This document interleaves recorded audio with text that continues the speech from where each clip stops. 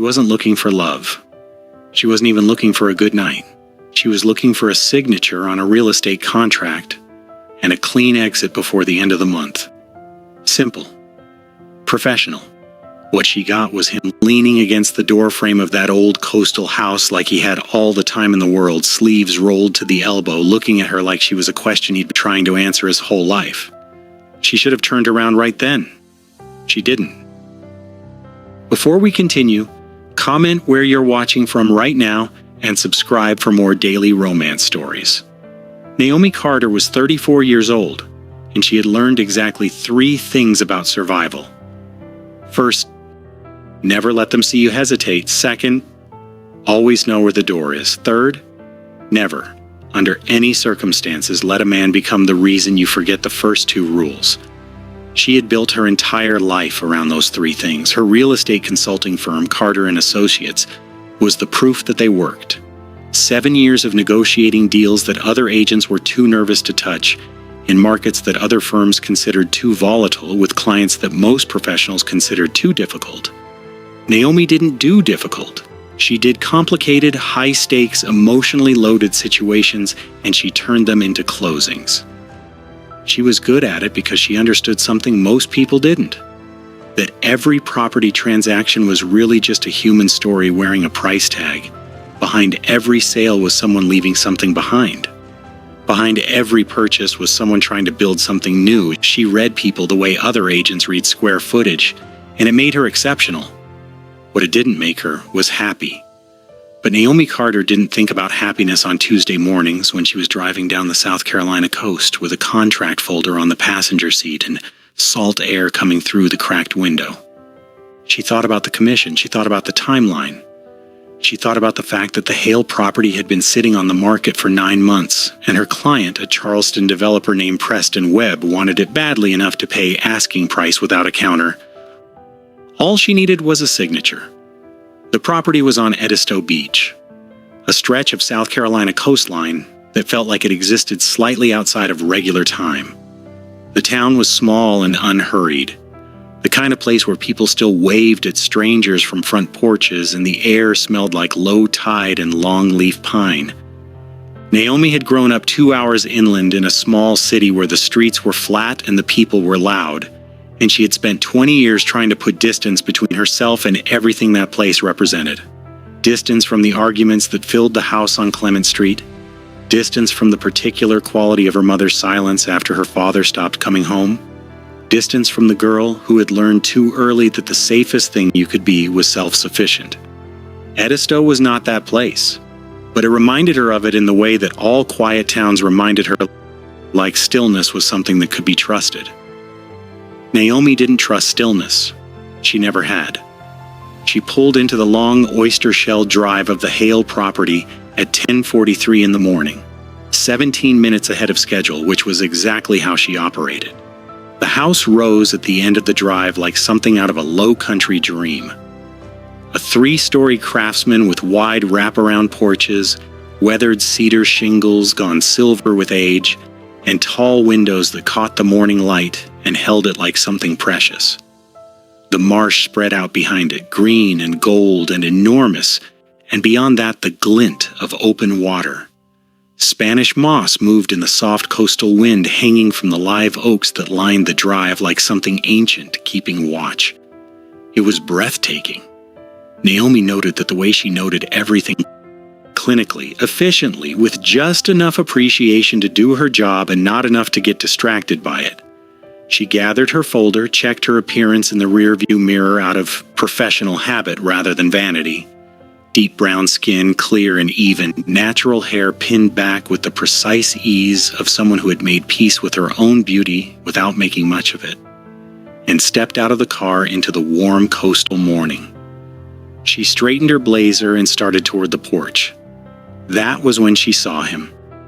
He was leaning against the doorframe the way men lean when they are entirely comfortable in their own skin and have never once questioned whether they had a right to be. One shoulder against the wood, arms loosely crossed, wearing dark jeans and a white linen shirt with the sleeves rolled to the elbow. He was tall in the way that reorganized a space just by being present in it. His hair was dark brown, a little overlong, like he'd missed a haircut by 2 or 3 weeks and hadn't minded. His jaw was strong and lightly stubbled, and his eyes, when they found hers across the distance of the porch steps, were the particular shade of gray-blue that made her think of water right before a storm, full of depth and quiet intention and the suggestion that something significant was already in motion.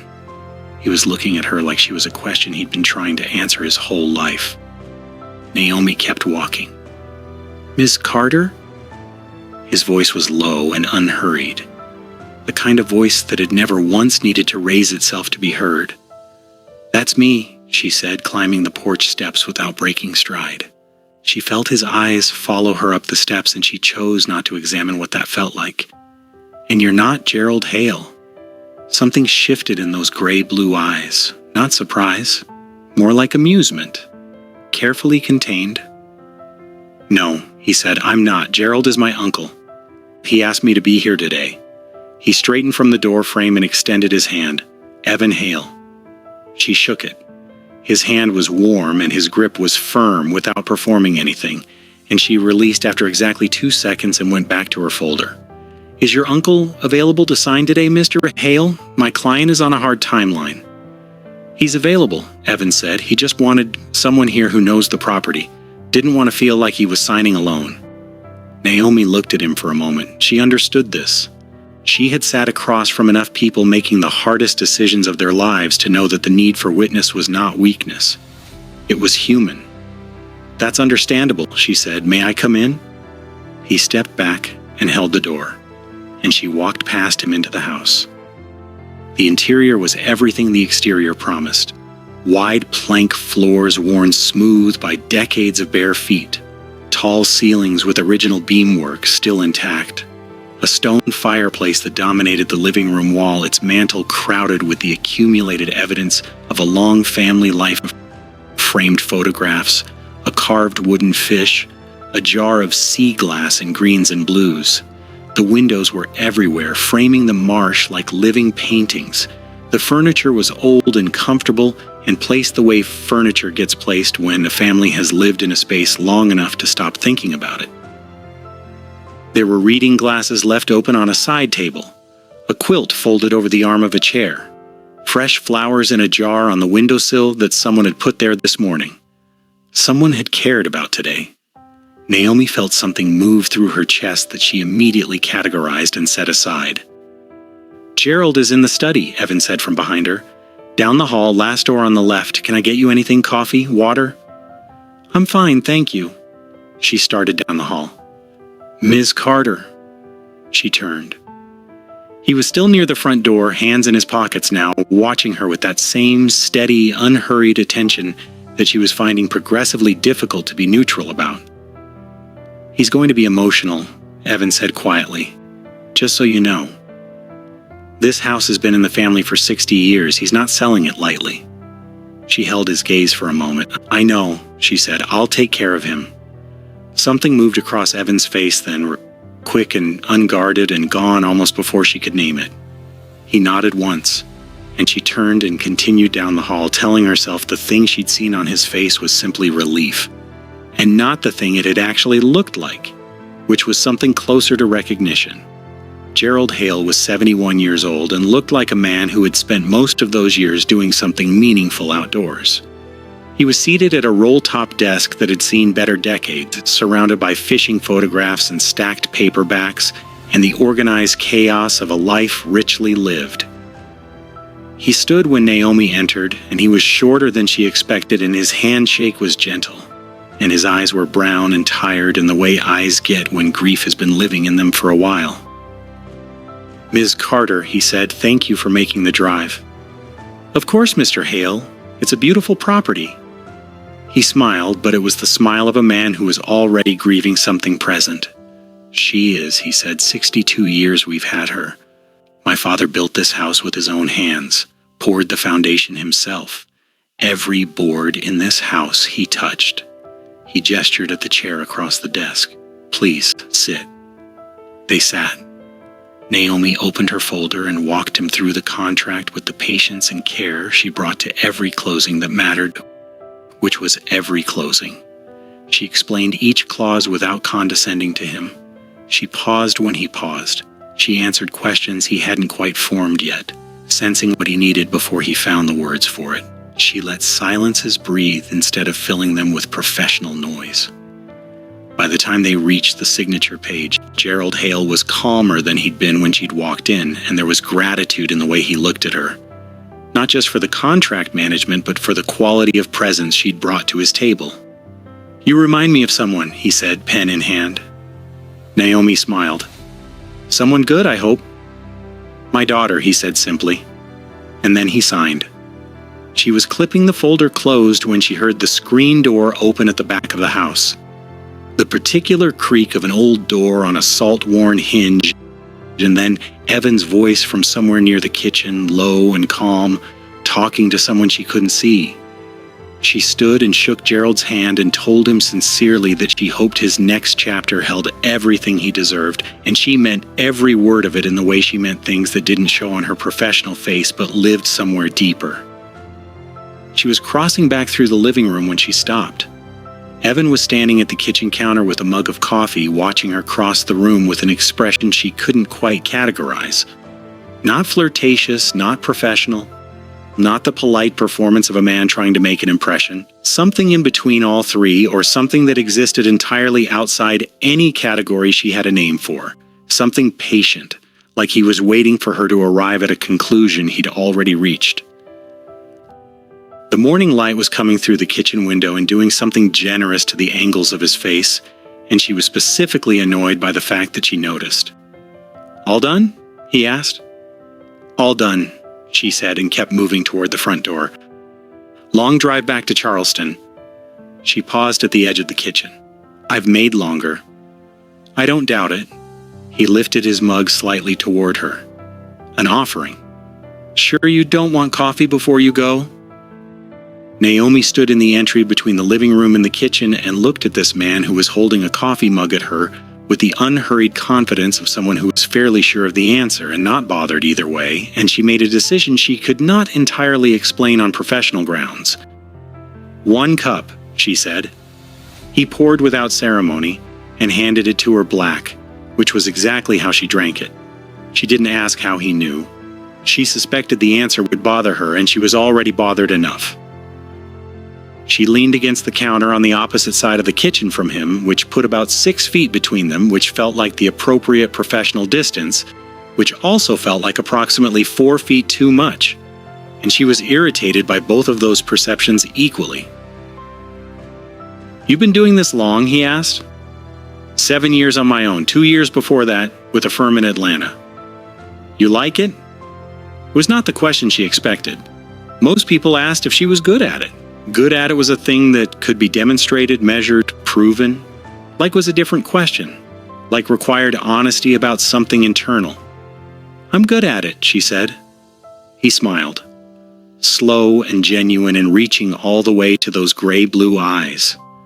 And something in her chest did a thing she did not appreciate. "That's not what I asked," he said. Naomi looked at him over the rim of her mug for a long moment.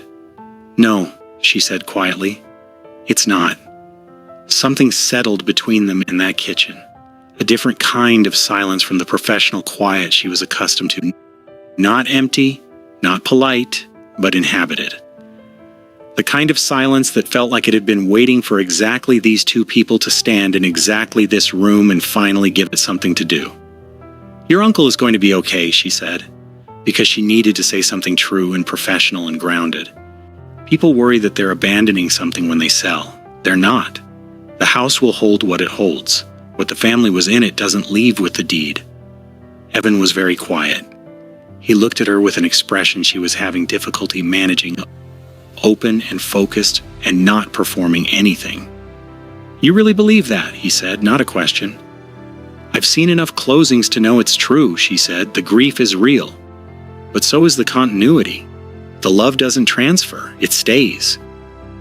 He looked at her for a moment that lasted 1 beat longer than was strictly comfortable and 2 beats shorter than she would have liked. And then he said, "Evan Hale, I build things."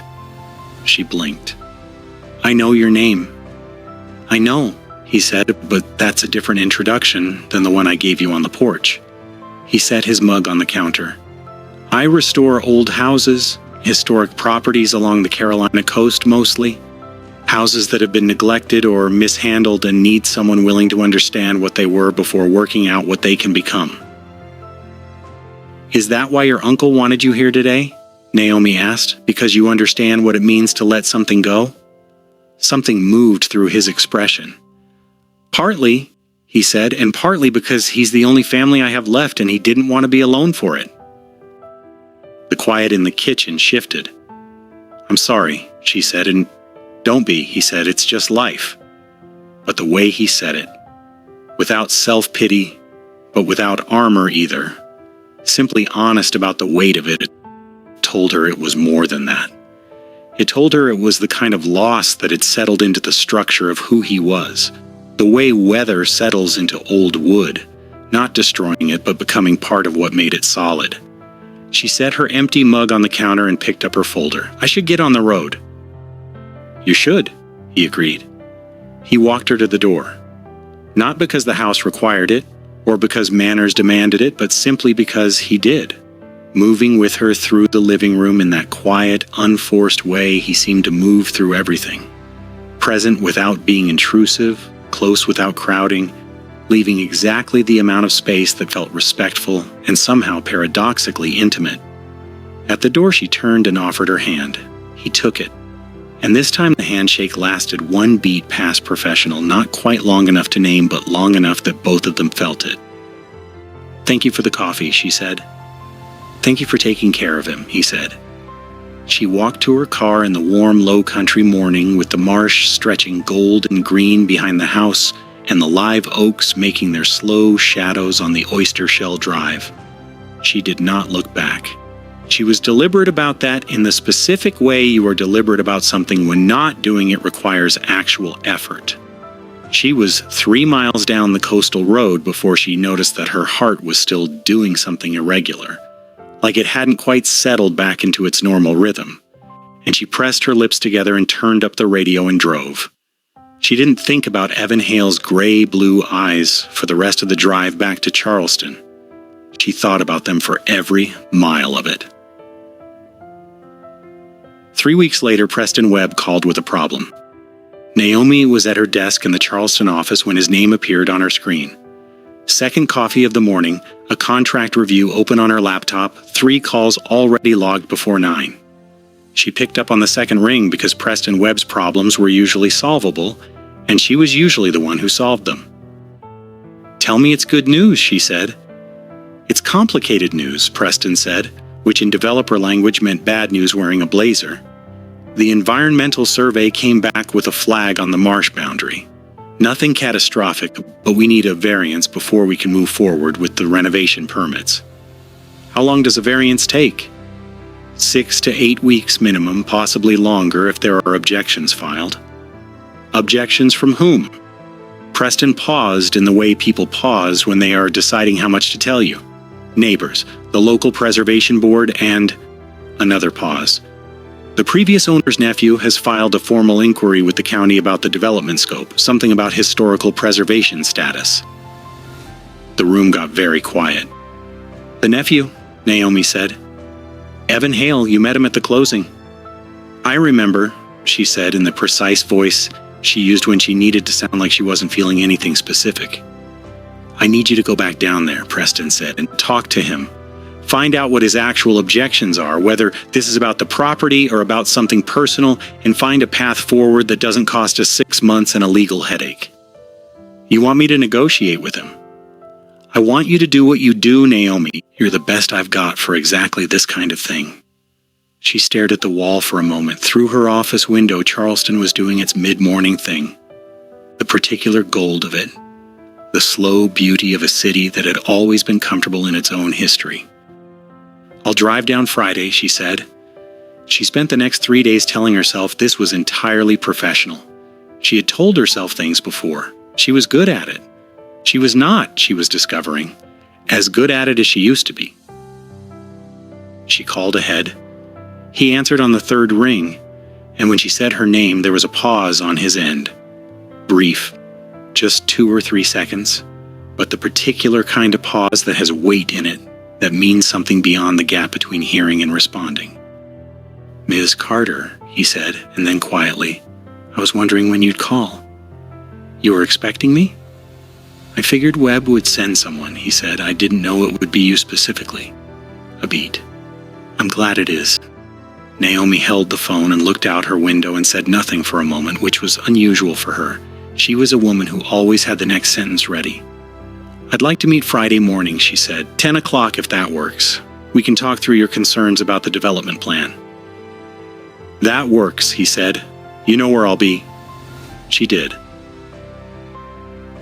The coastal road felt different the second time, or she was different on it, more awake to the particular quality of the morning light on the water, the way the marsh grass moved in long silver waves in the wind, the smell of salt and pine that came through the cracked window and settled somewhere in her chest like something remembered. She turned up the radio once and then turned it back down, because the quiet felt more honest than the noise. The oyster shell drive looked the same. The house looked the same. But Evan was on the porch steps this time instead of the doorframe. Sitting on the top step with a mug in both hands, elbows on his knees, looking out at the marsh the way you look at something you've been watching long enough to understand its patterns. He turned when he heard her tires on the shells and stood, and she noticed he'd had the haircut she'd thought about. The dark hair slightly neater now, and she was annoyed by how much he'd noticed both the before and the after. He was wearing work clothes, dark canvas pants and a faded navy Henley, with the sleeves pushed to the forearm, and when she got close enough, the morning air between them carried the smell of coffee and cedar, and something clean she didn't have a specific name for. "Morning," he said. "Good morning." She climbed the steps. "I made a full pot," he said. "Come in." She followed him inside. The house felt different without Gerald in it, quieter, more personal somehow, like it had exhaled after the formality of the closing and settled back into the version of itself that only existed when family was present. The photographs on the mantel were still there. The quilt was still on the chair, fresh wildflowers in a jar on the kitchen windowsill.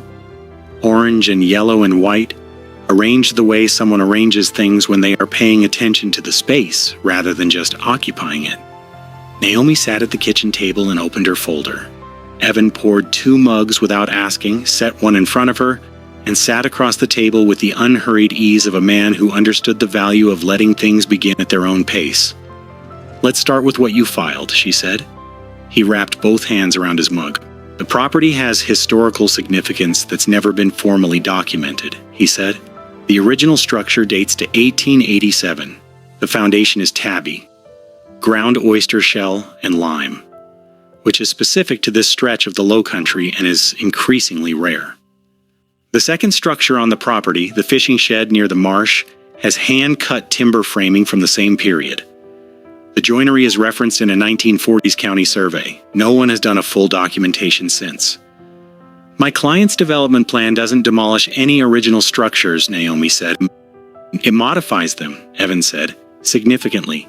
There's a difference between preserving something and renovating it until it no longer knows what it was. The modifications are cosmetic and functional, updated systems. The exterior profile doesn't change." "The soul changes," he said quietly. Naomi looked up from the folder. He was watching her steadily, hands still around the mug, and there was something in his expression that went further than permits or historical filings.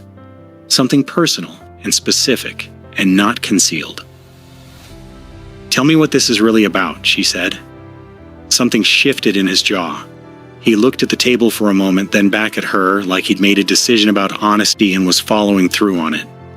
"My uncle shouldn't have had to sell," he said. "He ran out of resources and options and was too proud to ask for help, and I was working too far away and not paying enough attention to the signs until it was too late." He paused.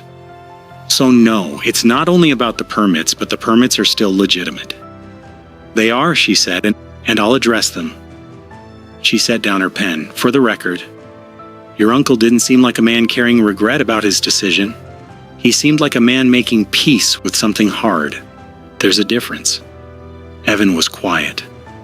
He looked at his coffee for a moment and then looked at her, and the wall she thought she detected in him came down for just a second. Genuinely down, not lowered for effect, just absent for the space of one unguarded moment, and what she saw behind it was grief that was honest, and loss that was real, and the particular dignity of a man who did not dress his pain up in anything easier. "He told me you reminded him of his daughter," Evan said. "He told me that too," she said. "His daughter died 12 years ago." His voice was even. "Clara. She was 30. He doesn't make that comparison lightly." Naomi felt something move through her chest without permission. "I understood what he meant when he said it," she said quietly. "I've lost people too. I know the weight of that kind of comparison." They looked at each other across the kitchen table of a house that was no longer his family's house, and the morning moved around them slowly, and the wild flowers in the jar on the windowsill bent slightly in the draft from under the door. "I'll talk to my client," Naomi said. "I believe there's room in the renovation plan to formally document the historical elements before any work begins. Photographs, architectural records, a proper historical register filing. That protects the legacy of the property without delaying the development." Evan looked at her for a long moment. "That's more than I expected you to offer," he said. "It's the right thing to do," she said, "and it serves everyone's interest. That's where clean solutions usually live."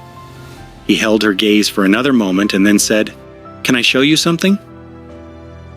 She hesitated for exactly the length of time it took to notice the hesitation. "Yes," she said. He took her to the fishing shed. It sat at the edge of the marsh 20 yards behind the main house. A weathered outbuilding. The boards gone dark silver with salt and time, the roof line slightly bowed with age, a rusted iron hinge on the door that had seen more decades than it had any right to.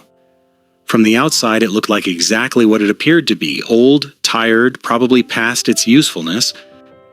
But when Evan pulled the door open and stepped aside to let her in, Naomi stopped in the doorway and felt something shift in her chest.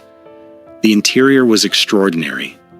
The hand-cut timber framing rose in a simple cathedral above her, each beam fitted to the next with a joinery so precise and so old that it looked more like sculpture than construction.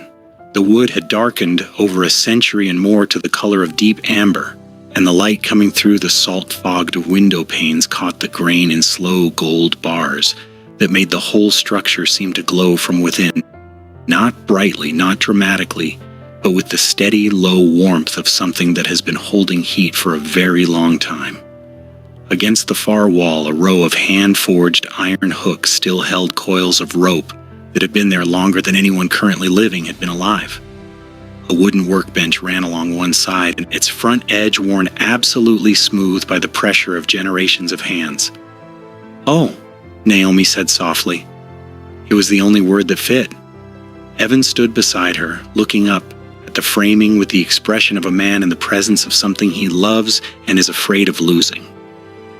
"My great-grandfather built this the year after the main house," he said. "He was a carpenter by trade and a fisherman by preference.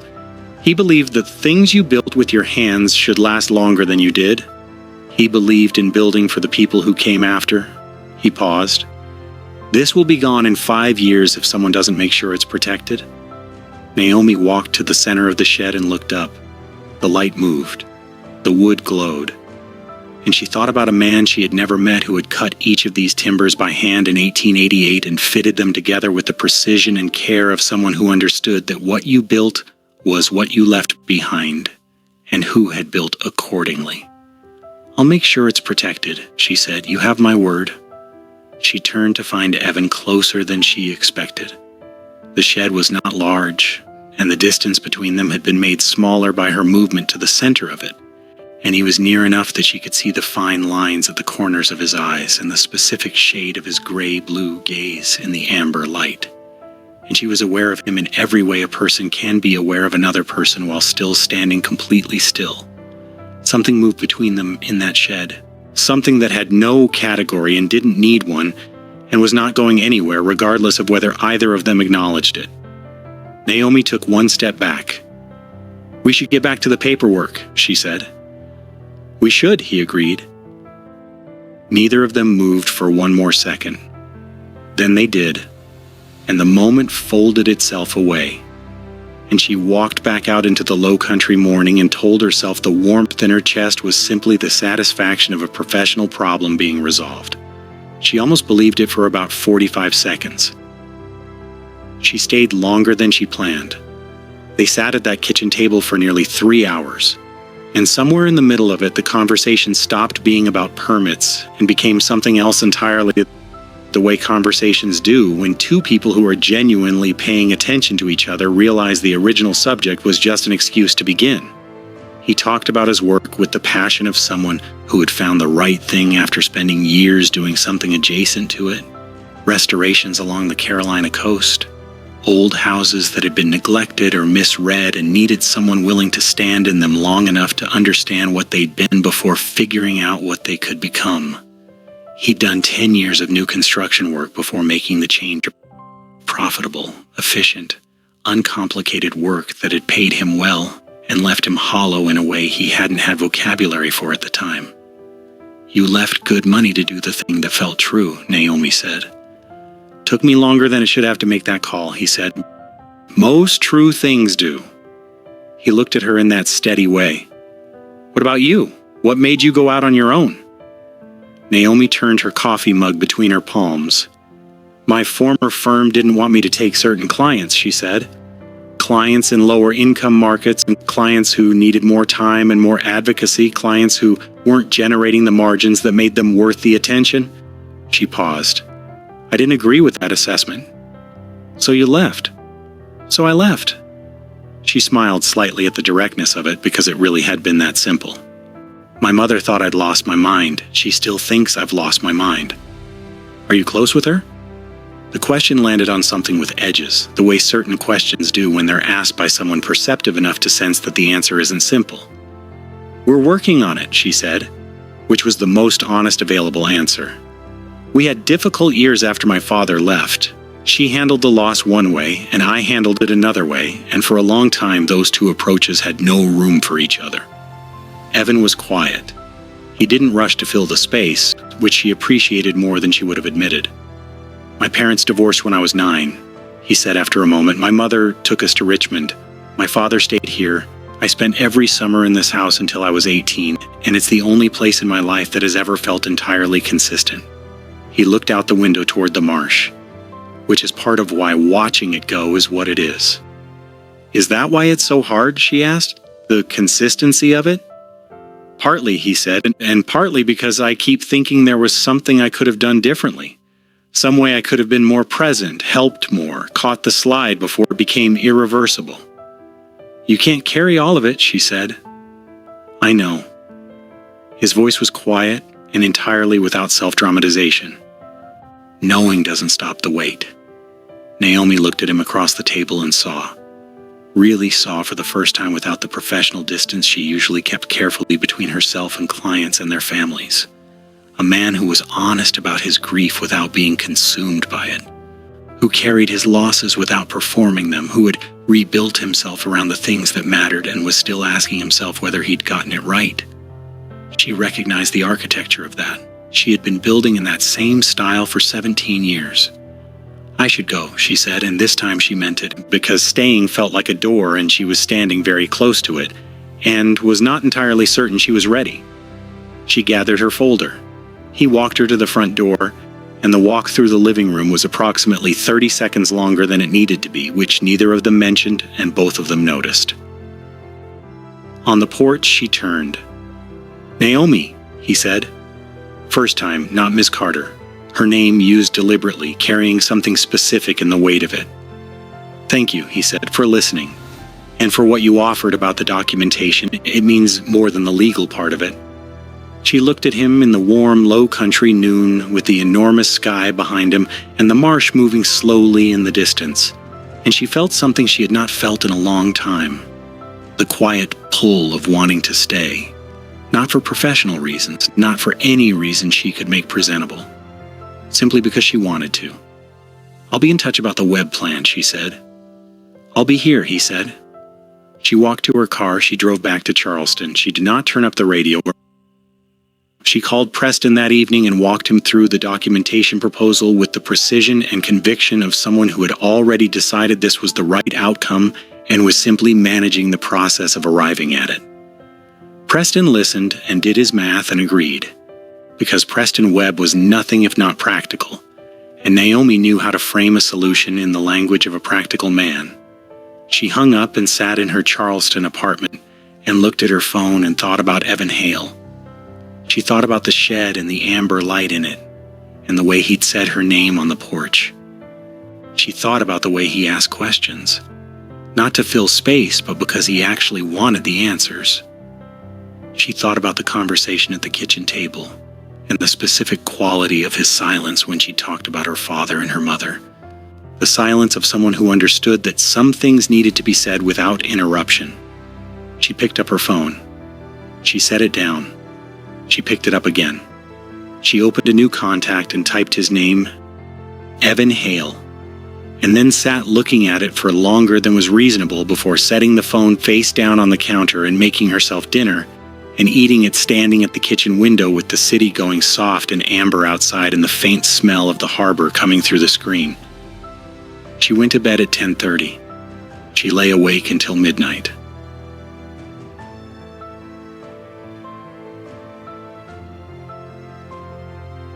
She called Dr. Angela Morris the next morning. Angela was a preservation specialist at the University of South Carolina who Naomi had worked with once before on a plantation property outside Beaufort. And she was the kind of academic whose passion for her subject made every conversation feel like an education you hadn't enrolled in but were grateful to be receiving. The Hale property on Edisto, Angela said when Naomi described the structure, the Tabby Foundation in the outbuilding with the original framing. You know about the shed? Referenced in a 1940s Colleton County survey, Angela said, and Naomi could hear the specific excitement of a scholar encountering something she'd been waiting for. Nobody's done a full documentation since. Naomi, this is genuinely important work. This is the kind of structure that disappears while everyone is still saying someone should do something about it. I need it completed in 2 weeks. 2.5, Angela said. Done. She called Evan the next morning to tell him. He answered before the second ring finished. I was about to call you, he said. Sure. Were you? Wanted to make sure you'd spoken to Webb. A pause. And to hear how you were. The second sentence landed differently than the first. Naomi sat with it for a moment. I've spoken to Webb, she said. He's agreed to the documentation. I've engaged Angela Morris from USC. She'll contact you directly for access, and she'll need your family history with the property. Dates, names, whatever your uncle kept. He kept everything, Evan said. Receipts, photographs, letters going back to the original build. I've been going through his files. At the house? I'm staying here for a while, he said, doing some work on the structure before it transfers fully. Webb agreed to let me do a pre-renovation stabilization. There are things that shouldn't be left to deteriorate. A pause that had something in it, a deliberateness she was beginning to recognize in the way he constructed sentences. You should come back when Angela does her walk. There will be questions about the development scope that are easier answered in person. I can make that work, she said. Good, he said, and then, I'm glad you called yesterday. I called about the documentation, she said. I know, he said, and she could hear the smile in it. Not teasing, just warm and clear-eyed, the smile of someone who was comfortable with what was true. She said goodbye and hung up and stood in her office with Charleston outside the window and something new and slightly terrifying living quietly in her chest, and she thought, this man is going to cost you something. And then she thought, maybe that's all right.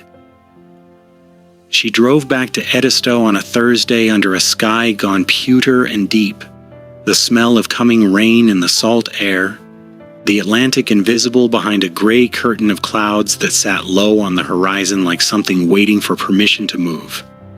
Angela had scheduled the site walk for 2 o'clock. Naomi arrived at 10:30 because she was always early and because she had stopped pretending that the earliness was entirely about the preservation walk. Evan's truck was pulled up beside the house and the front porch had a new board on the top step, pale and clean against the weathered silver of the older wood, fitted with the precision of someone who had not merely repaired a board, but had considered what the board owed the porch and paid it properly. She heard the nail gun before she found him. a measured rhythm around the east side of the house, each shot deliberate. The pause between them, the pause of someone checking his work. She followed the sound around the corner and found him on a tall ladder with a section of fascia board, running a level along it with the unhurried focus of a man having a quiet conversation with a structure about what it needed. He came down when he saw her, pulling his work gloves off. "You're early," he said. "I'm always early." He looked at the new fascia and then back at her with that clean, direct attention that she had stopped trying to be neutral about. "Come inside," he said. "I made soup." He had made she-crab soup, a full pot on the stove since morning, the kitchen smelling of cream and sherry and the sea, and crusty bread from a bakery in town, and he set it out on the porch table with the easy practicality of a man who cooked because it was necessary and did it well, because he believed things worth doing were worth doing right. The gray sky pressed low on the marsh. The wind had picked up, carrying the smell of ozone and deep water, and the marsh grass was moving in long silver waves, bending and recovering with a patience that felt deliberate. Naomi ate and thought about the last time someone had fed her who wasn't a restaurant and couldn't place it.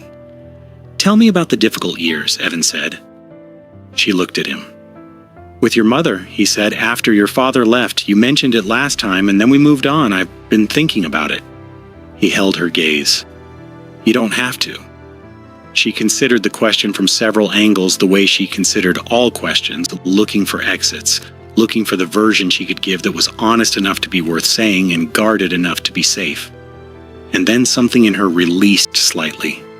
Not fully, not all at once, just enough. "My father left when I was 16, she said, not dramatically. No scene, no fight, no single moment of rupture. He just reduced himself over time, became less present in increments so small you almost didn't track them, until one day there was nothing left to reduce and he was simply gone." She looked out at the moving marsh. "My mother collapsed inward.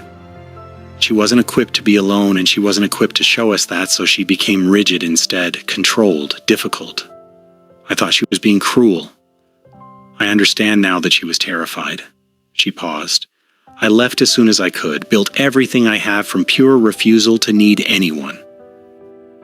"That works," Evan said carefully, "until it doesn't. It's been working for 17 years. Mostly," he said, the same word she'd used last time, given back to her gently. She looked at him. "Mostly," she admitted. He looked at his soup. He was quiet for a moment in the way he was quiet. Not filling space, but inhabiting it. "I spent a decade building things that didn't matter to me because connecting to what actually mattered felt like too much exposure," he said.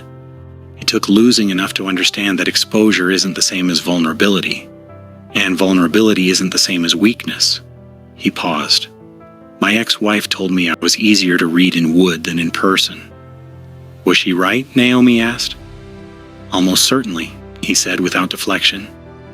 Something softened in her chest without consulting her. "I was engaged," she said, 4 years ago." He was very still.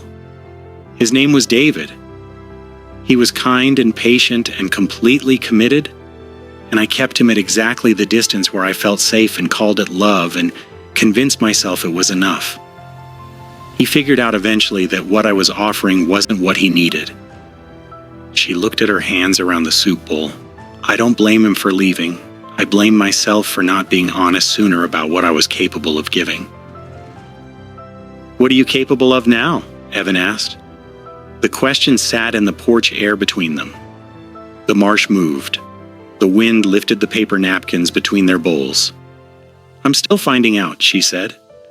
He nodded slowly, like that answer was not just acceptable but exactly right, like the uncertainty of it was something he understood from the interior. They sat in the quiet of it, and then Evan said, "I think you're capable of more than you've been told, more than you've told yourself." She looked at him for a long moment. "You've known me for 6 weeks, she said. 5 weeks and 4 days, he said, "and I know what I've seen." The wind moved through the marsh, and the clouds shifted overhead, and somewhere over the Atlantic lightning flickered in the low pewter sky, a brief white light, and then the long, slow roll of distant thunder, and they sat on the porch of a house that was no longer his family's house and ate soup and watched the storm come and didn't move away from each other. Angela arrived at 2 and they walked the property for 3 hours. Angela, with her camera and her measurements and her precise, impassioned questions, Evan answering with the knowledge of a man who had grown up in this place and absorbed its history through proximity and love and the particular inheritance of attention. Naomi watched him talk about the Tabby Foundation, about the hand-forged hardware on the shed door, about the specific year his great-grandfather had switched from heart pine to cedar in the secondary framing. And she thought, this is a man who knows what things mean. After Angela left, Evan walked Naomi to her car. The rain had held off all afternoon, but the sky was purple-gray and swollen, and the air had the specific electricity of an approaching storm that had been patient long enough. At the car, she turned. "Evan," she said. He looked at her. "I drive back to Charleston and you stay here," she said. "And then there's a professional reason, and I drive back again and you stay here again." She held his gaze. "I don't know what I'm doing with that." He was quiet for a moment, then he said, "I know what I want to do with it." "What's that?" she said, and her voice came out lower than she intended. "I want to call you," he said, "not about permits or documentation. I want to call you and hear your voice at the end of a day and tell you about mine. I want to drive to Charleston on a Saturday and take you somewhere good for dinner. I want to know what you look like when you're not holding yourself together so carefully." He paused. "That's what I want to do with it, with all of it." Naomi stood in the charged pre-storm air and looked at this man who had just said exactly what he meant without qualifying it or softening it or leaving her a graceful exit. And she felt the familiar reflex, the pull toward the wall, toward safety, toward the managed distance she had perfected. And she felt beneath it and louder than at the pull toward him, which was not familiar at all but was entirely unmistakable. "Okay," she said. Just that. The simplest possible word, the most consequential one available. Something moved across his face. Not triumph, not relief. Something quieter and more private than either. His hand reached out and brushed hers. Just that, just the lightest contact, fingertips to knuckles in the electric air. And it registered in her nervous system from her hand all the way to the base of her spine. "Drive safe," he said. "I will," she said. She got in the car. The rain started before she hit the highway. A full, low-country downpour, the sky opening without ceremony, drumming on the roof and turning the road to silver ribbons. And she drove through it with both hands on the wheel and something new and frightening and extraordinary living in her chest. He called that night. Not about permits. The weeks that followed had a different texture to them, warmer, more inhabited. She noticed small things she hadn't been noticing before. The quality of the light at different times of day, and the way the city smelled after rain. The fact that she was cooking dinner instead of ordering it 3 nights a week. She called her mother twice in 1 week and meant both calls. She laughed at things that would have received only a smile before. Evan called every evening. Not long calls, not excessive, just the unhurried conversations of 2 people who had found the frequency of each other and were learning to inhabit it. He told her about the work on the house. The herringbone subfloor pattern that had appeared under a layer of mid-century linoleum, the original hardware he'd found in a box in the attic, the way a structure told you its history if you were patient enough to listen. She told him about her cases. The widower in Somerville trying to downsize without losing the garden his late wife had planted. The couple in North Charleston being pressured into changes on a purchase agreement they hadn't agreed to. He listened the way people listen when they are genuinely interested and not simply waiting for their turn. It undid her incrementally, patiently. The way steady water undoes stone. Not violently, but inevitably over time, until one day you look down and notice that the shape of things has changed. He drove to Charleston on a Saturday. He took her to a small restaurant in Harleston Village. a place that didn't need to try. The kind of room where good food arrived without theater, and the lighting was warm and low, and the music was quiet enough to talk over. She wore a deep burgundy wrap dress that she'd bought years ago and rarely taken out, and when she came down to the street where he was waiting, leaning against his truck the same way he'd leaned against that doorframe with the same complete ease in his own gravity, he looked at her for a long moment before he said anything. "You look beautiful," he said. She had been told she was beautiful before. She'd heard it as flattery and as transaction and as the kind of reflexive compliment men offered the way they offered a tip because it seemed expected. She had never heard it the way he said it. Simply like a fact he was noting, the way you note the quality of the light or the direction of the tide, with no claim attached to it and nothing required in return. "Thank you," she said, and meant it without calculation. They walked to the restaurant because it was 2 blocks and the evening was warm and the streets were doing their soft Charleston thing. Gas lamps and live oaks and the kind of beauty that had always been comfortable with its own age. He walked slightly closer than acquaintance distance, not crowding her, simply present, and she was aware of the heat of him beside her and the way the evening gathered around the two of them with a kind of intimate complicity. He ordered wine with quiet assurance. She ordered the fish. He ordered the lamb. They talked about everything without agenda. A documentary about medieval cathedral construction that had taken him 4 days to finish because he kept pausing it to look things up. A novel she'd been carrying in her bag for 6 weeks and read only 40 pages of, the specific comedy of a 4-way stop in a small town when all 4 drivers arrive simultaneously and no one knows whose turn it is. She laughed more than she expected, the kind of laughter that starts in the chest and arrives as itself, unperformed and unmanaged. He laughed in a way that changed his whole face, opened it, let the light all the way in. At some point during the second glass of wine, she looked across the table and thought, with the precision of an inconvenient truth, I could fall in love with this man. And then, that is a remarkably inconvenient thought. And then, with the honesty she was learning to practice, I know exactly what it is and I'm not running from it. He walked her home. At the door he stopped, and she turned. And he was close enough that she could see the street lamp doing things to his eyes that made them look like storm water. And the night was warm between them, and the city had given them the particular gift of a quiet street. "I'm going to kiss you," he said, "unless you'd rather I didn't." She looked at him. She thought about all the walls she had built and all the years she had spent on the safe side of them, and she thought about a fishing shed full of ancient light and a man who said exactly what he meant. And she thought about 17 years of building a life alone and how good she was at it and how cold it sometimes was. "I'd rather you did," she said. He kissed her the way he did everything, without hurry, without performance, with the full, unhurried attention of someone who understood that certain things should be given the time they were worth. His hand came to her jaw, warm and steady, and she felt the kiss in places she had carefully taught herself not to feel. Her chest, her spine, the backs of her knees, the specific warm center of her that had been very quiet for a very long time, and she kissed him back without reservation, with her whole self. When they stepped back, the air between them was permanently changed. Some threshold crossed, something become true that had been possible for weeks and was now simply fact. "Saturday week?" he said. "Saturday week," she agreed.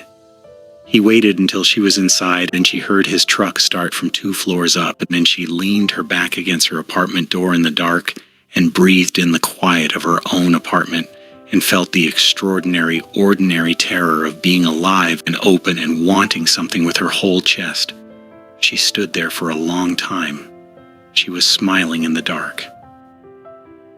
The thing about letting someone in, Naomi had always known, was that the door swung both ways. You opened it for the warmth and the Saturday evenings and the late-night conversations and the feeling of a man's thumb moving slowly across your knuckles.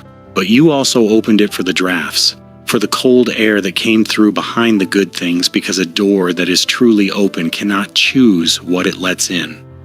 She thought about this on a Sunday morning 6 weeks after their first kiss, sitting at her kitchen table with cold coffee and a text message she'd received at 11:45 the night before from a number she didn't recognize.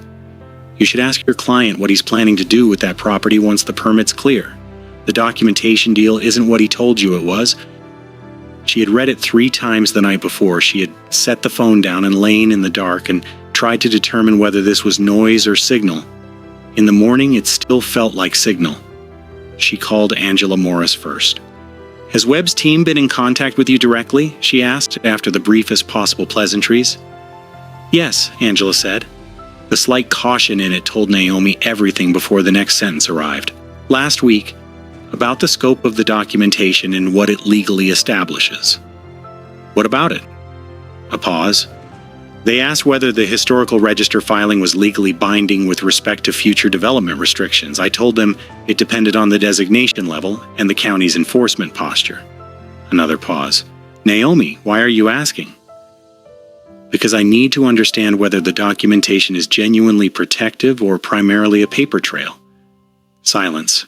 Then, "At the level we filed, it's more of a record than a protection. The structure is documented. But documented and protected are 2 different things. A developer with a good attorney and a compliant county could modify the shed significantly and remain technically compliant with what's filed." Naomi closed her eyes briefly. "Thank you, Angela." She called Preston Webb. He answered immediately, which told her he was at his desk on a Sunday, which told her he was the kind of man who was always at his desk, and that told her a few other things she should have been paying closer attention to. "Naomi, what's on your mind?" "Walk me through the full development scope on the Hale property," she said. "The complete version, not the permit application." A beat of silence that was 1 second too long. "You have the scope." "Preston," she kept her voice even and exact, "I have been doing this for 9 years. I know the difference between a scope of work and a scope of intention. Talk to me." The silence this time lasted longer. She heard him make a decision. "There may be some additional modification to the secondary structure," he said. "The fishing shed isn't economically viable as a rentable amenity without significant intervention. New framing, updated materials. The historical record is preserved in Angela's documentation, but the physical structure as it stands." "You're planning to demolish the shed," Naomi said, "and repurpose the site. There is no distinction that matters to the man whose family built that structure over 100 years ago." She was on her feet at the window, Charleston Sunday spread below her in all its gold. "Preston, I brokered this agreement on the explicit understanding that the documentation would protect the historical elements. If the physical structure is going to be demolished, then the agreement made with the Hale family was made in bad faith." "The agreement was about documentation," Preston said, and his voice had shifted into the harder register she'd heard before in difficult negotiations. "Not threatening, simply transactional in the way that reminded you that everything was transactional. Which is what you negotiated. What I do with the property within my legal rights is a separate matter." "It may be within your legal rights," Naomi said, "but it is not within the terms of what was represented to this family." "Naomi, I need you to be careful here." The warning was clear. 4 years of working together, good business, real professional stakes. "I'll call you back," she said. She hung up and stood in her apartment for 30 seconds with her hand flat on the window glass and the city outside and her own heartbeat loud in her ears, and then she picked up her phone and called Evan. She told him everything. All of it. The text, Angela, Preston. She told him in the clean, direct way she delivered hard truths, without softening, without preamble, because he was not a man who needed his reality managed and because she respected him too much to give him anything less than the full picture. When she finished, the silence on his end lasted long enough that she said his name. "I'm here," he said. His voice was very quiet, controlled in the way things are controlled when the effort is real. "I'm sorry," she said. "I told you the documentation would protect the shed. I was wrong about the strength of that protection." "You didn't know," he said. "I should have verified more carefully before making the promise." "Naomi," his voice was steady, "you didn't do this. Webb did this. Don't carry what isn't yours." She pressed her palm flat against the glass. "Tell me what you want to do." A pause. "I want to come to Charleston," he said. "Brunesh?" He was at her door by 2 o'clock. She had spent the intervening hours on her laptop pulling county records and permit filings in the relevant sections of the South Carolina Heritage Preservation Act and building the kind of file she built when something mattered enough to get completely right. When she opened the door, he was still in work clothes and his expression was the one she hadn't seen before. Controlled and resolute, and under both of those things a grief he was not performing and not hiding. She stepped back, and he came in and stood in her living room and looked at the documents spread across her coffee table, and then looked at her, and something moved across his face that was more than gratitude and quieter than relief. "You've been working this whole time," he said, "since we hung up." He looked at the documents again. "You didn't have to do that." "Yes, I did," she said simply, without apology. They sat on the couch together and went through everything. The permit filing, the documentation scope, the relevant statute. Naomi walked him through it with the same patient attention she gave to everything that mattered. And Evan listened with the focused precision of a man who understood that details were not bureaucratic noise, but the actual terrain of the situation. "The documentation Angela filed gives us leverage," she said. "Not enough to block Webb's modifications outright, but enough to trigger a public review period if he changes the development scope materially from what he permitted. That's a window." "What do we do in the window?" "We file a formal preservation review with the State Historic Preservation Office. Angela's documentation actually strengthens the application. It's more thorough than anything we could have assembled from scratch." She paused. "A state-level review would require a full cultural and environmental impact assessment before Webb could touch the shed. That's 4 to 6 months minimum." "Which gives us time to buy the shed," Evan said. He'd followed her thinking exactly. "The fishing shed and the outbuilding sit on a secondary deeded lot that was included in the original sale," Naomi said. "It's technically separable, I believe. If the alternative is a 6-month preservation review that is expensive, public, and bad for his development timeline, Webb will do the math on a clean parcel separation at market value." Evan was very still. "You'd go back to him," he said, "and after this morning." "It's the right solution," she said, "and yes, also for you." She held his gaze. "Don't make it more complicated than it needs to be." He reached across and took her hand, not urgently, not dramatically, just fully, his hand covering hers on the couch with the quiet intention of a man who meant everything he did. His thumb moved slowly across her knuckles, and she let it happen, and felt it everywhere. "I have savings," he said, "from the last 2 restorations. It may not be enough, but—" "Let me find out what the lot is worth first," she said. "Then we'll know what enough looks like." He nodded, looked at her. "Naomi," he said. "I'm glad it was you they sent," he said, "that first Tuesday. I keep thinking about what would have happened if it had been someone else at that door." He paused. "I'm glad it wasn't."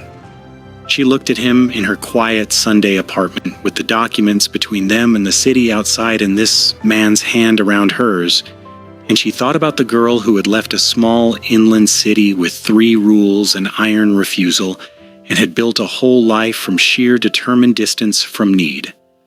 And she thought about what that girl would make of this specific warmth, this specific man, this specific feeling of being exactly where she was supposed to be in a moment she had not planned for at all. She thought she'd be surprised. She thought she'd be glad. "I'm glad too," Naomi said. He leaned forward and kissed her, not with urgency, but with depth. The kiss of 2 people who have come through something together and arrived on the same side of it. She kissed him back with everything she had, without calculation, without the careful, measured giving she had spent years perfecting. When they broke apart, his forehead was against hers, and the afternoon was quiet around them. "Let me make some calls tomorrow," she said. "I trust you," he said. She felt those 3 words fill something in her chest that she had not known was waiting to be filled. Monday morning she called Preston Webb at 8:30. "I have a proposal," she said before he could set the tone. "I want you to hear it completely before you respond." She laid it out.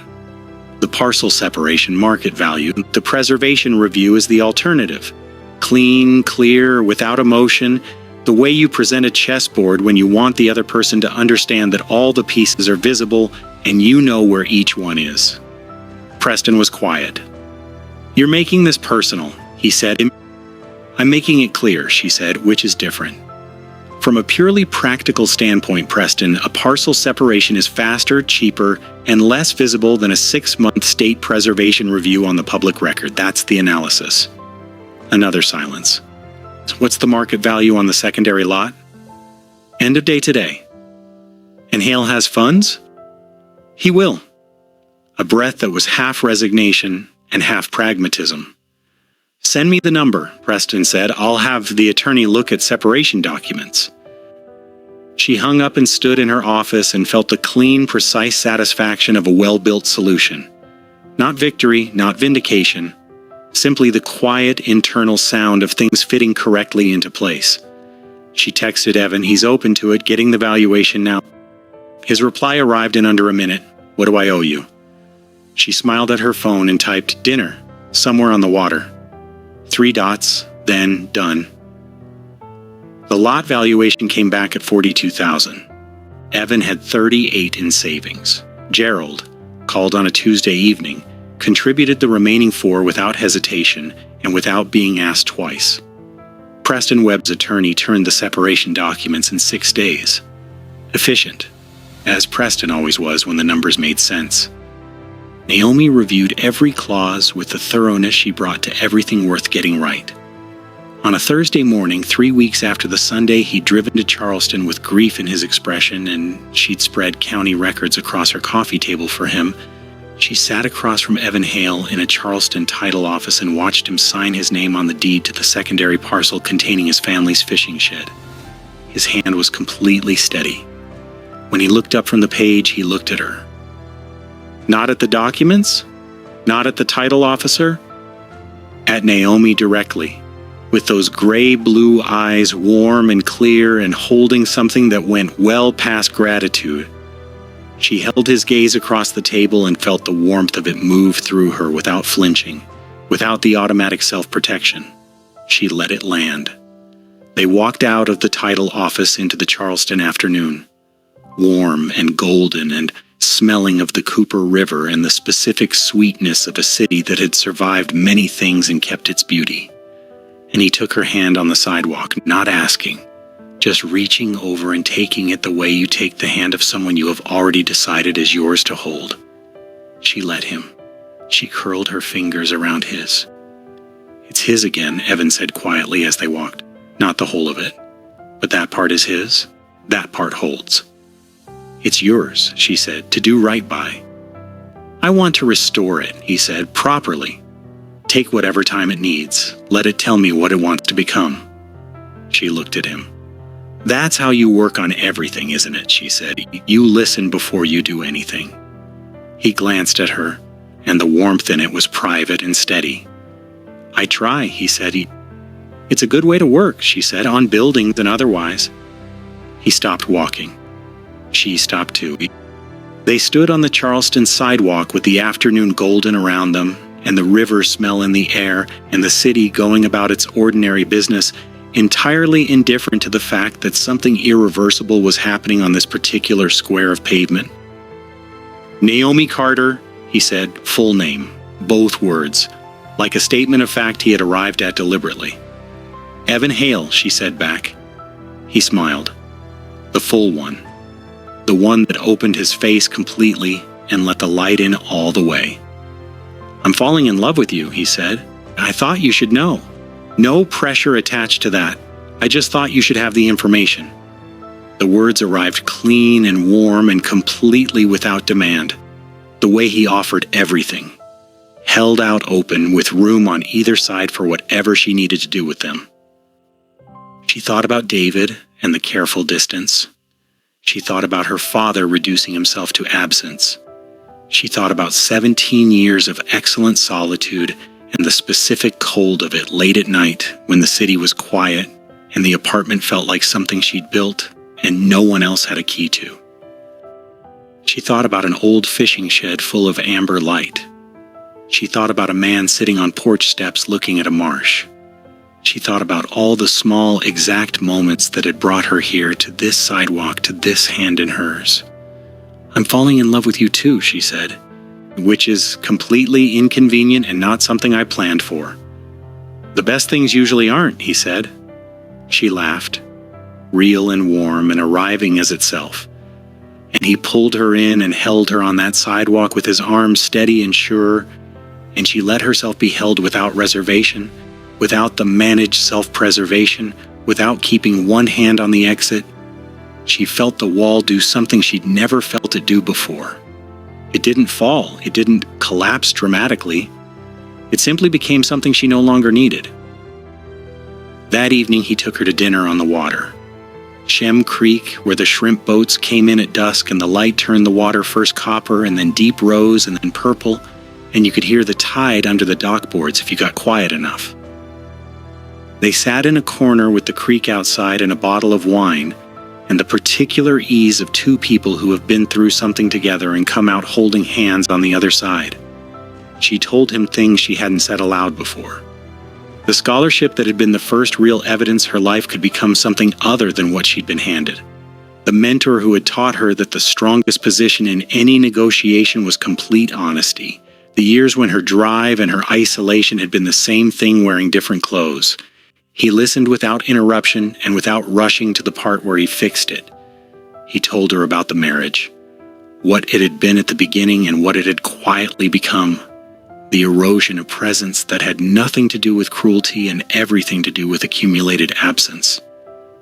"I was there," he said. "I just wasn't present. She deserved someone who understood the difference, and I didn't understand it in time." "What changed?" Naomi asked. "She asked me what I was afraid of," he said. "And I knew the answer, and the answer embarrassed me." He looked at his wine. "I was afraid of needing someone more than they needed me. Afraid of what it meant to be that exposed." Naomi was quiet. "I understand that from the inside," she said. "I know you do," he said. "Naomi," he stopped, started again. "That's one of the things I love about you. That you understand it and you're here anyway. That you know exactly what this costs and you're choosing it." She reached across the table and covered his hand with hers. "Say what you want to say," she said. He turned his hand over and held hers and looked at her across the table with everything visible, no wall, nothing managed. "I want a life that includes you," he said, "not the back and forth, not the professional reason. I want you in my days. I want to build something with you the way I build everything, carefully, and for the long term, and with the full attention it deserves." She felt the words settle into her like something she'd been waiting for without knowing she was waiting. Not grand, not performed, just true, in the specific personal way of things that come from somewhere real. "Then let's build it," she said. The tide moved under the dock, and the light on Shem Creek burned down to embers. The evening grew around them like something that had always been there, patient, waiting for exactly this. The restoration of the fishing shed took 4 months. Naomi drove down on most weekends. Evan drove up on the ones she didn't. Somewhere in October, the back and forth stopped feeling like two lives meeting in the middle and started feeling like one life operating in two places, which is a different thing entirely and a better one. She was there the morning he opened the failing exterior boards and found what was underneath. Another layer, older. The original cedar siding preserved perfectly beneath the weather damage, protected by the very deterioration that had hidden it. As if the house had been quietly keeping it safe all along, waiting for someone patient enough to look. He stood in the morning light with a pry bar in his hand and looked at the revealed wood, and she watched the expression move across his face. Not triumph. Something quieter. The specific quality of a man encountering something he'd hoped for but hadn't let himself count on. "Evan," she said softly. He turned. "It's still there," she said. "It's still there," he said. She crossed the marsh grass and he put his arm around her shoulders and they stood together looking at a wall of century-old cedar that had survived everything. Storms and salt and time and the specific carelessness of decades. And she thought about survival, about the things that last because they were built carefully and the things that last because something essential in them refuses to yield regardless of what accumulates on the outside. She thought about herself. "I want to tell you something," she said. He waited. "I've been afraid of this," she said, "of you specifically, of what I feel. I've been managing it carefully, like something I didn't trust myself to hold without dropping." "I know," he said. He said it without reproach, simply as a fact he'd observed and accepted.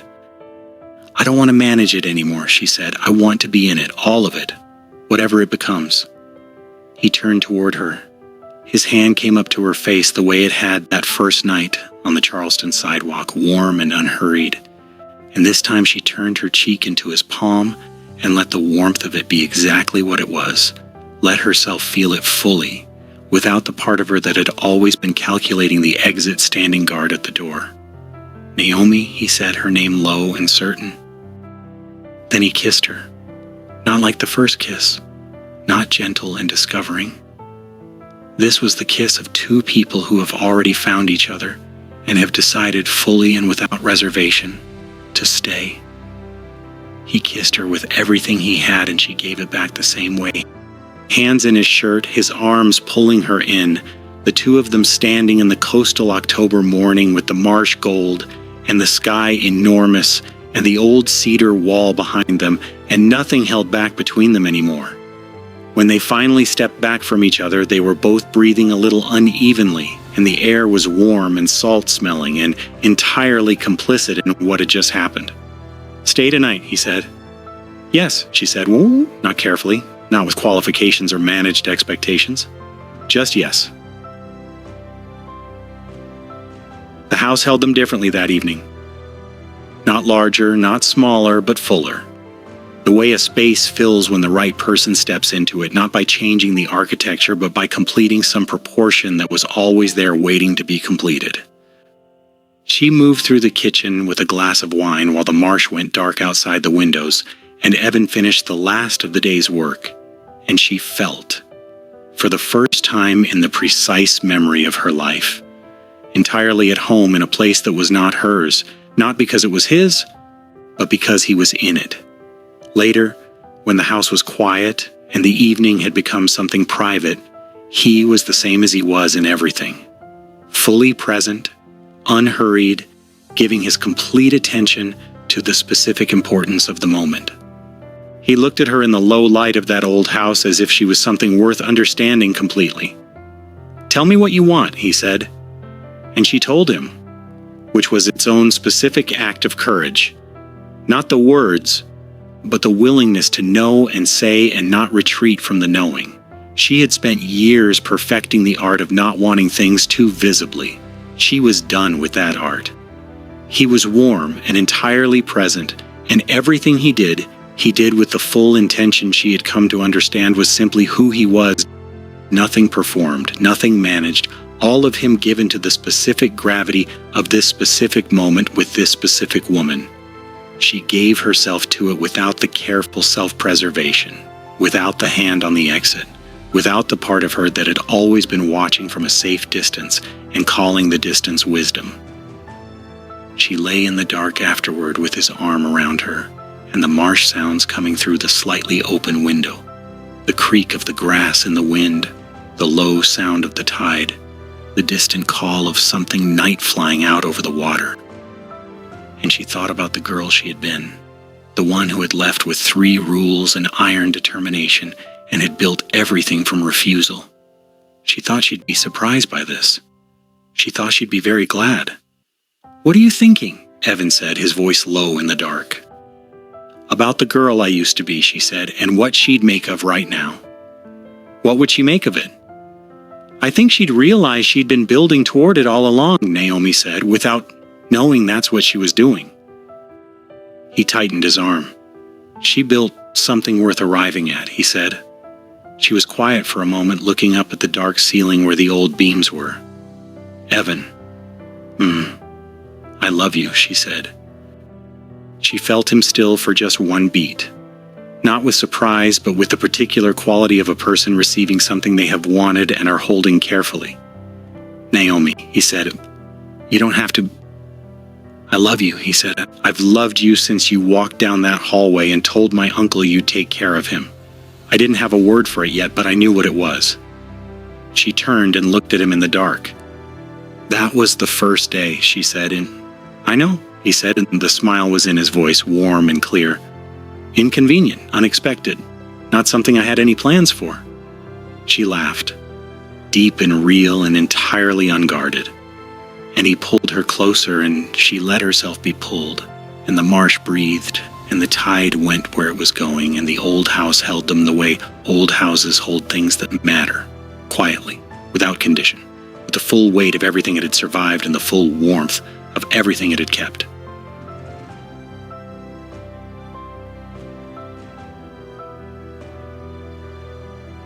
Gerald Hale came back to Edisto in December. Not to the main house. That was Preston's now. Already mid-renovation, new systems threading through its old bones with the careful efficiency of progress. But he came back to the parcel at the edge of the marsh, where his great-grandfather's fishing shed stood exactly as it had stood for 138 years, now with fresh underpinning and restored siding, and a new roof that matched the original pitch and material so precisely that only someone looking for the difference would find it. Evan had put a bench out front, simple cedar, 2 boards and 4 posts facing the water, a place to sit and look at the marsh the way his family had always looked at it. Gerald sat on it for a long time without speaking. Naomi stood with Evan on the marsh grass nearby, close enough to be present, far enough not to intrude on something private. She watched the old man sit with his hands on his knees and his eyes on the shed and the water and the low December sky, and she thought about everything that had brought this moment to pass and about all the small choices that had added up to something that looked, from here, like it might have been inevitable. Eventually Gerald turned. He looked at Evan first, then at Naomi, then at the two of them together, and something in his old, tired eyes became something else. Not just gratitude, but recognition. The expression of a man who has seen enough of life to know what he's looking at when he sees it. "You did a good thing," he said to his nephew. Then he looked at Naomi. "Both of you." Evan's hand found hers in the cool December air without looking down to find it. "He built it to last," Evan said, looking at the shed. "We just made sure it did." Gerald looked at the structure for another long moment, and then he said quietly, like something he'd been sitting with for a long time, he would have loved to know someone was still paying attention. The marsh was gold in the low afternoon light. The tide was coming in, the way the tide always comes in, patient and irresistible and perfectly certain of its direction. Naomi stood in the low country December with her hand in Evan's hand and felt the particular quality of a moment that was both entirely complete in itself and the clear, unmistakable beginning of something larger. Like the first sentence of a book you know already is going to matter. Like the moment before a door opens when you already know what you want to find on the other side. She thought about her mother, whom she was driving to see next weekend. She thought about the cases on her desk and the couple in North Charleston who texted to say the developer had finally come through clean. She thought about the bench on the marsh grass and the mornings on the porch and the unhurried quality of waking up in a place that felt, for the first time in her life, entirely consistent. She thought about what it meant to build something that lasted. She had been doing it all along, she understood now, even when she thought she was only protecting herself. Every closed door, every refusal to settle. Every morning she had gotten up and gone to work for the people nobody else wanted to fight for. All of it construction.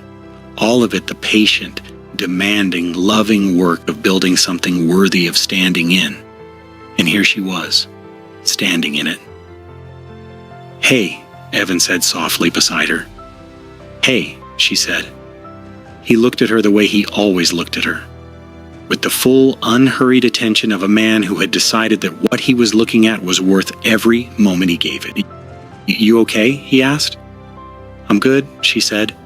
And then with the honesty, she was still learning to give herself without apology, without the old reflex to qualify it or shrink it. "I'm really good." He lifted her hand and pressed his lips to her knuckles, warm and slow and unhurried. Right there, in the December marsh, with Gerald on his cedar bench and the tide coming in, and the shed standing exactly where it had always stood, held together by the joinery of a man 100 years gone who had believed that the things you built with your hands should outlast you. She looked out at the water. She thought about a doorframe she hadn't walked away from, a cup of coffee she'd stayed for, a man who asked what she liked instead of what she was good at. All the small, specific, unrepeatable moments that had added up to this marsh, this hand, this quiet, certain knowledge that the door she had spent 17 years guarding so carefully was never meant to be locked. It was meant to be walked through. She had walked through it. And on the other side was not the danger she had rehearsed for, not the abandonment she had spent a decade preparing herself to survive. On the other side was this: the marsh, the light, the old shed standing. A man who meant what he said. The warm, solid, extraordinary, ordinary fact of being known. Fully known, the difficult parts and the soft ones and the parts still under construction. And chosen anyway. The tide came in. Naomi Carter stood at the edge of everything she had been afraid of and let it be exactly what it was. She was not afraid. If you believe that the right love doesn't ask you to be less, that it finds you quietly when you're not looking, and asks nothing more than your honesty and your presence, share this story with someone who's been guarding their door a little too long. And subscribe, because there is always another story waiting, and it might be exactly the one you need today.